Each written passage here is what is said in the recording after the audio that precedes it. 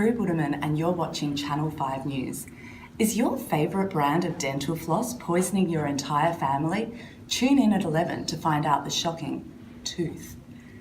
In other news, word just came in that Michael J. Fox has had a Parkinson's episode on the set of Spin City. We're going live to Lauren at the scene now.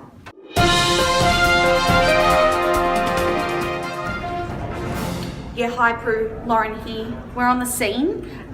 It's absolute chaos. I found an eyewitness for us.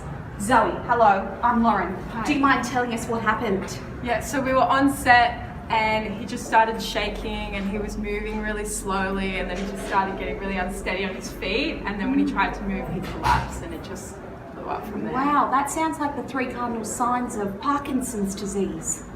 Okay.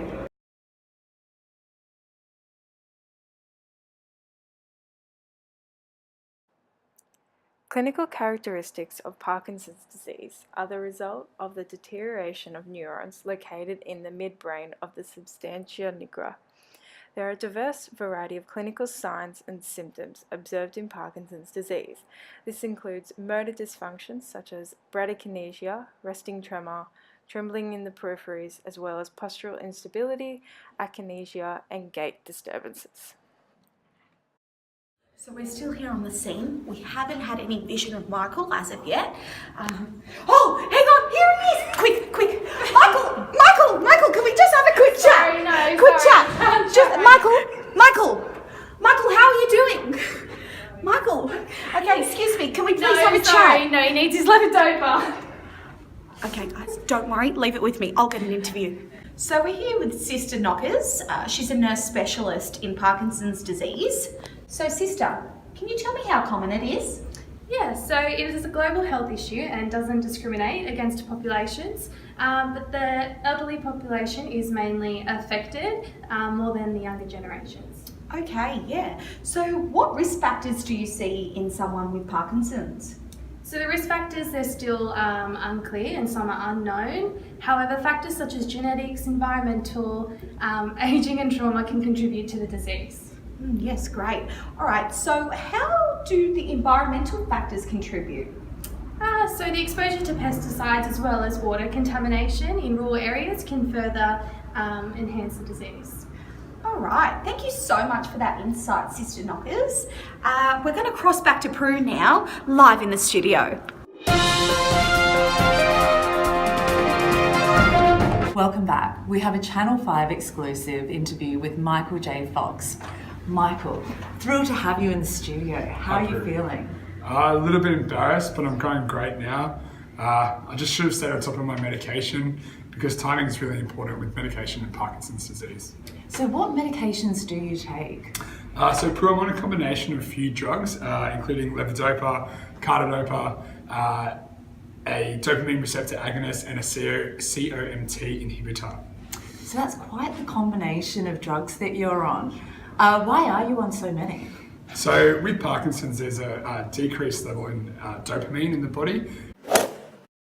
That's why I was started on levodopa and carbidopa to provide relief for those motor symptoms I had early on.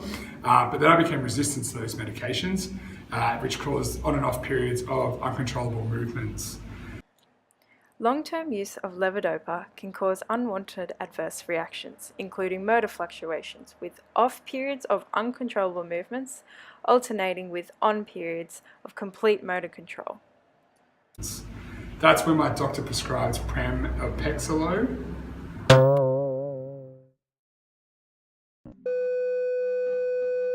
Pramipexole, which is a dopamine receptor agonist. This mimics the clinical effect of dopamine in my body, which elevates the symptoms from taking levodopa for too long. I was also prescribed entacapone. I can never pronounce that word, to be honest. It's hard. This is the COMT inhibitor that I mentioned before, and that stops the metabolism of dopamine, which also allows my fingers to stop shaking uncontrollably. Thanks for sharing that with us. So is there any advice you can give to other Parkinson's sufferers?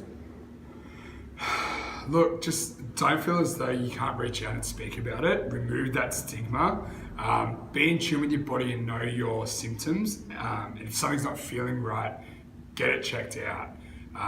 And just really, I'm very lucky. I've got a strong multidisciplinary team. You guys should try and get someone like that as well. Michael J. Fox, we look forward to seeing more of you in Spin City. Thank you. Thanks, Prue. Welcome back, and this is an exclusive report on Michael J. Fox and his Parkinson's disease journey. In the 80s, Michael J. Fox was living the dream up in Hollywood, starring in the hit sitcom Family Ties and popular acclaimed films such as Back to the Future and Casualties of War. He was the personification of youthful physicality.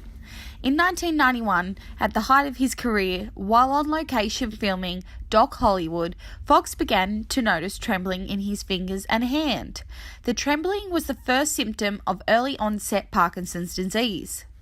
But I woke up one morning and my pinky was twitching and it was just persistent, and I realized that there's nothing I can do to stop it. Parkinson's disease has several classic cardinal signs and symptoms, including tremors, stiffness of the limbs, a mask-like face, gait disturbance, depression, and later in the disease, dementia. Fox stated that he would pace during interviews to quell his tremor. He was diagnosed in 1991. There was a long private struggle before he went public. He quickly fell into a dark place where he told in an interview that he began drinking to cope with this news that the disorder would likely cause serious tremors and loss of motor skills, meaning he would only have a few more years left of work. I took 7 years between when I was diagnosed and when I went public with it. So I took a long, selfish period of time when I just dealt with how it affected me and was concerned with me and acting on me. Fox then decided to clean up his act and take care of his health. He continued to work, including a TV series, Spin City, however announcing retirement in 2000 after the completion of 4 seasons, expressing that he had new priorities which were towards his condition and the disease itself. Fox eventually went public about his illness. As I began to understand what research might promise for the future, I became hopeful that I would not face the terrible suffering so many with Parkinson's endure. But I was shocked and frustrated to learn the amount of funding for Parkinson's research is so meager. He then launched his Michael J. Fox Foundation to raise money for Parkinson's research. Since the year 2000, the foundation has funded more than $800 million to speed a cure for Parkinson's disease. Fox has spoken publicly about finding a drug cocktail of levodopa carbidopa, entacapone, and pramipexole, which helped him control symptoms and side effects well enough to return to full-time acting in 2010 on The Good Wife as attorney Lewis Canning, who has a condition causing erratic body movements not dissimilar to dyskinesia, which is a side effect of Parkinson's. Fox had fun playing this character, stating that he wanted to prove that people with disabilities can be the bad guy too, and he didn't want the audience to feel sorry for him. Fox continues to act as well as speaking out about Parkinson's disease to bring awareness and remove the stigma that comes along with it. But I feel part of something that is much more special than, if it happens, it's much more special than any movie or any TV show. Welcome back to Channel 5's special investigative report about Parkinson's disease. On the phone, we have another member of Michael's multidisciplinary team, Dr. Milonas, who is a neurologist specialising in Parkinson's disease. Thanks for talking to us, Dr. Milonas. So can you tell us about diagnosing the disease? Thanks, Prue. Firstly, the patient would see their GP when the 3 cardinal signs of Parkinson's appear, which is bradykinesia, slowness of movement, tremors, and rigidity. The GP would take a detailed medical and neurologic history, and they would refer them to the neurologist. From there, the neurologist would make a definitive diagnosis of Parkinson's. So how do you test for Parkinson's? There is no definitive test, but we have a few tools which can further confirm the diagnosis. These tests include CT or MRI scans for structural abnormalities. We'll also do a PET scan, which detects dopamine levels.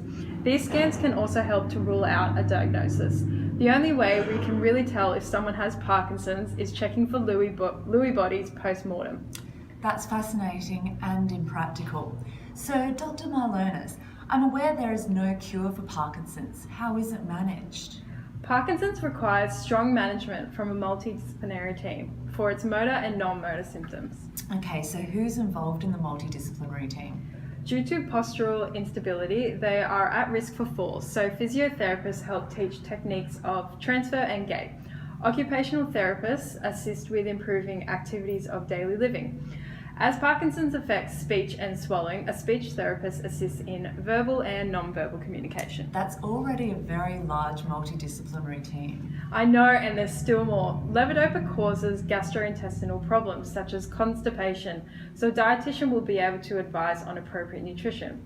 Nursing palliative care can be delivered through all stages of the disease, including early onset, moderate disease, advanced disease, hospice, and bereavement. That's quite a team, Dr. Marlonis. Thank you for providing a clinical insight into Parkinson's disease. In other news, is your local ice cream man driving a roving meth lab on wheels? We'll see you after the break.